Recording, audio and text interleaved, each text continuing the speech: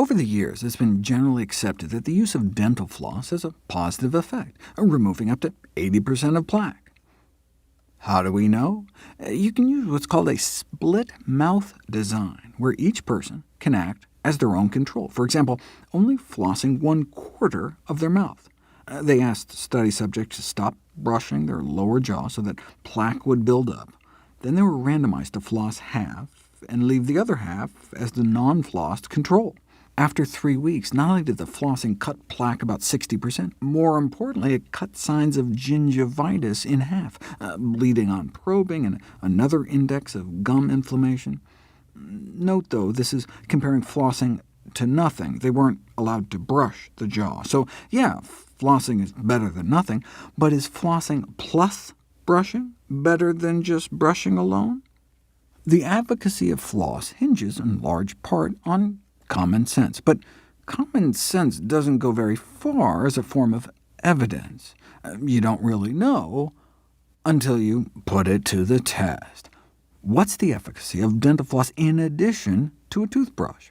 Surprisingly, only 3 out of the 11 studies they looked at found a significant added benefit.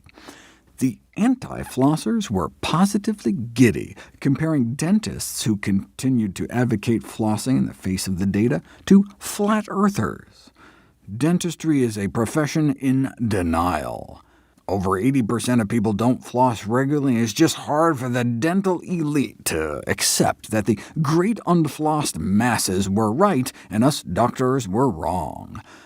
Flossing doesn't work, get over it. So, you've heard of the tooth fairy. Is flossing just some tooth fairy tale? This review was published back in 2008. Since then, more studies were published, and while the evidence on additional plaque reduction is weak, at least there's some evidence it helps with gingivitis, which is a primary reason you want to reduce plaque anyway. Why might they have not found stronger evidence? Well, the trials were of poor quality, and so the conclusions must be viewed as unreliable. So basically, we don't have good evidence either way, because good studies really haven't been done. Why not? Why wouldn't Big Floss fund the studies?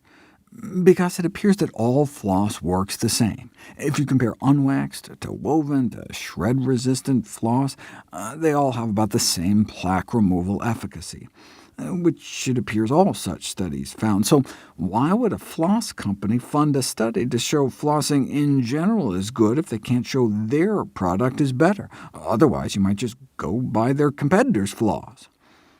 Where do we stand today? Although technically the evidence for flossing is weak, more importantly, the methodology of the studies examining flossing effectiveness are also weak. For example, they didn't assess the quality of people's flossing. This, for example, is not the way to floss. Don't ask the long story. Bottom line, the American Dental Association continues to recommend brushing and flossing every day, but what's the proper sequence? Should you floss before or after you brush? Some dentists argue that flossing should come first because you stir up the particles and plaque that the toothbrush can then brush away, and then the fluoride from the toothpaste might get in there better. But others recommend brushing first, thinking that that would remove the bulk of the particles first, and then the floss could floss some of the fluoride from the residual toothpaste in there. You don't know until you put it to the test. The effect of toothbrushing and flossing sequence on between-tooth plaque reduction and fluoride retention, a randomized controlled clinical trial, and flossing first won in terms of getting rid of significantly more plaque and getting more of the fluoride in there. When we floss after brushing, much of the particles that are being pushed out by dental floss may stay in place on our teeth. The bottom line is flossing, followed by brushing, is preferred.